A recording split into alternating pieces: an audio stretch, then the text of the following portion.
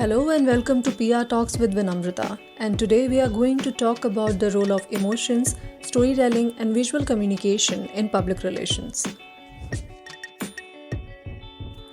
In today's episode, we are going to talk to three professionals who are currently working in the field of public relations.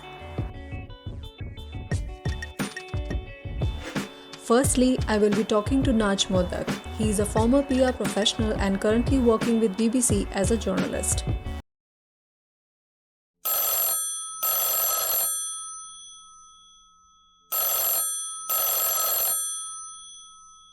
Hi and welcome to PR Talks. Why the form of storytelling has become very important in the present scenario when it comes to the field of public relations. Why every brand, every company uses storytelling as their main form of marketing or public relations to propagate their story to the audiences or to their target audience. Because they want people to connect with the product, and if it's part of their story, a part of their journey, then it's something they'll automatically have some kind of a relationship with, whether they think about it or not subconsciously. They can get an attachment to that product, and they're more likely to use that product or buy that product. So in public relations, it's important to develop some kind of a story, like a case study or something. In adverts, they always have someone using a product in a certain way. They've got a backstory to it, and that backstory, it's something that different people can relate to. They might think, "Oh, that's like me," even without thinking it. Subconsciously, they might think it, and then they'll relate to it, and then that product will be a part of them, and they'll feel comfortable, and they'll probably buy it. But I think it's important to do it in an ethical way, because I think you can focus on it too much as well. The social media campaigns nowadays, so many luxury brands of jewelry or clothing lines, they have these celebrities and there is a story of their legacy, or they use certain advertisements to go through their social media, both Facebook, Instagram, and sometimes visual aids, as well as some short films kind of a thing which they release on YouTube. I think, short advertisements. yeah. I think when they do videos, and they have like actresses or actors coming in, but it's the impact of what they do in that first few seconds. It's that first few, when they're making an advert, it's that first few seconds. If it goes on for too long, you lose that interest. The visual, it's got to be relevant. It's got to be relevant and relative to what the product's trying to say. If it doesn't relate or it goes on too long, people will switch off. Especially on social media these days, a lot of people use social media, and that's where a lot of the advertising goes. And if it doesn't capture within seconds, you'll just scroll across to the next one. You're always scrolling, so it's that first few seconds, just like a press release. In the press release, first few lines, if it doesn't capture someone, then it's in the bin. But with video, you get less time than that.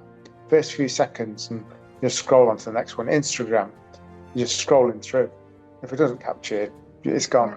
It needs to be extra catchy and very precise as well in order to get the audience's attention nowadays, because the attention span is reduced. I think that there's so much, it's saturated, there's so much information out there, and it's so easy to get lost within that. So what I normally say is, you could spend £1 million on a PR campaign and think it's the best, and you could do lots of different things, but no one sees it, no one hears it, no one notices it. And you could spend £10 and they could see it straight away. So you need to find out what makes them tick, what they listen to, what they're interested in. And it's targeting that. There's no point in lots of people try and communicate by doing lots of things that just don't work, and they say, "Well, I did it. I put the message out there. I told them." But if that message isn't received, then it doesn't work, and there's no point in it. So it's a saturated market, and you really need to be careful to break through that. To break through that noise. I think that's what we call excessive marketing and excessive advertisements. When it's like everywhere, you're pushing the brand in traditional media as well, in social media as well, and everywhere. Yeah, As I think well. it all needs to complement each other, and it needs to work in a certain timeline. So it's like if you just throw it out there, then it doesn't always work. It needs to be timed properly. Thank you, Naj, for this thoughtful conversation.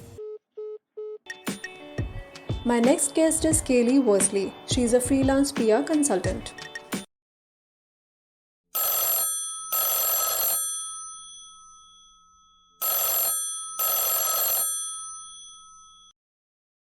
Hi, and welcome to PR Talks.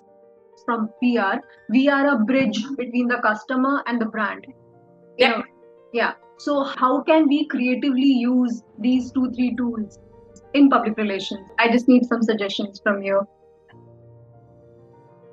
A huge role. So firstly, I think we need to use the language really well. I think we need to be human in everything that we talk about. So remove all jargon, remove all business talk. I think that's the number one rule to coming across and building up a loyal audience in the right ways. I think in terms of kind of getting your audience excited and empathizing, that needs to happen in order to get that brand loyalty up.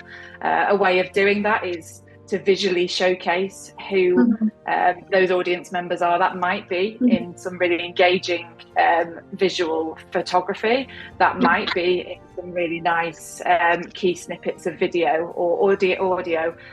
Effectively, audiences want to see and hear voices that they can resonate with. So I think a key tool is to make sure that is replicated through a brand's external communications and PR so that people understand. Thank you, Kayley. My final guest is Sukeerat Kaur. She is a former PR student and a journalist with Mojo Story, India.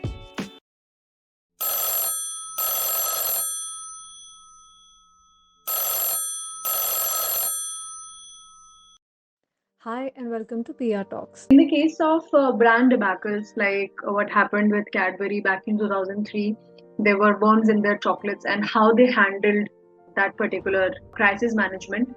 They hired Amitabh Bachchan as their brand ambassador, and they tried to convey the audience how they are health conscious now, how they literally did a lot of advertisement campaigns, the factories, saying that please come and visit us. We are literally sorry, and we are so clean now. So can you give me some examples related to this? Yes, so the thing is, one example that I have now that you mentioned Cadbury, it's one of India's most famous go-to brands. It's synonymous with chocolate. It's of course Maggi. Maggi is as popular as Cadbury in India. So the interesting part, Vinamrata, here is that Maggi's strategy was slightly a bit different than Cadbury in terms of representation. Wherein Cadbury brought Amitabh Bachchan, because he's a symbol of trust, he's a symbol of credibility. Maggi used audience. So there was this. I'll actually explain the case first. In around 2015 or 16, I think, Maggi was banned in India. Like I still think about that time. It was so shocking because it was found that the noodles had lead. And I don't think that any brand other than Maggi could have recovered from such a debacle if it didn't already have such a popular base. So Maggi capitalized on this popularity by trending hashtags like "We miss you, Maggi" or "We miss you too," like showing that Maggi cares about its consumers. It's not just that they use social media. That's what you mean, right? They use social media They use social media. They use print. They use everything. Actually, they were pretty good visual ads. I'll come to that. So they, this hashtag was "We miss you too" to show that not only do people miss Maggi, but Maggi also misses them. They had this statement when it was re-released that Maggi is back in the hands of consumers where it belongs. And all the ads, they did not feature any stars. They featured very people who were a representation of us, like PG guys wondering what they will cook now, or a couple fighting over who will cook because now Maggi is not available. Yes, I mean, no amount of facts or figures about we no longer have lead, and they got regulatory authorities approval, and that is important, but it would not have the impact that their visual campaign did. which had stories, which had emotions, which had people to people connection. It was more than just, data. It was more than just scientific claims. It was an Because emotion. because Maggie was a staple brand for us. We used to have Maggie like it still is like milk and like water. after years, Yeah. After years and so many competitors, there's this thing, 2-minute noodles, and you think of instantly in India, it's Maggie. It's Yeah. because of their visual campaigns of, coming back from this debacle, that people have almost forgotten that this ever happened. They were able to So, I think overcome it's all of this because of that. Yeah, it's a very interesting campaign actually. Thank you so much for giving us your insight about this topic. It's really helpful to know that how storytelling, visual communication, and emotions help in public relations for various things like in brand debates, in crisis management, in a lot of things. So thank you so much for your interview. Thank you, Vinamrata. Thank you. So, in conclusion, we can say that we have learned a lot through this podcast on how the form of storytelling, emotions, and visual communication play a very important role in public relations. If used in a right way with creativity, it can help PR professionals create a more stronger bond between the brand and their audiences. I just want to thank all my guests for contributing, and a big thank you to you guys for listening to this podcast. This is PR Talks with Vinamrata. See you next time.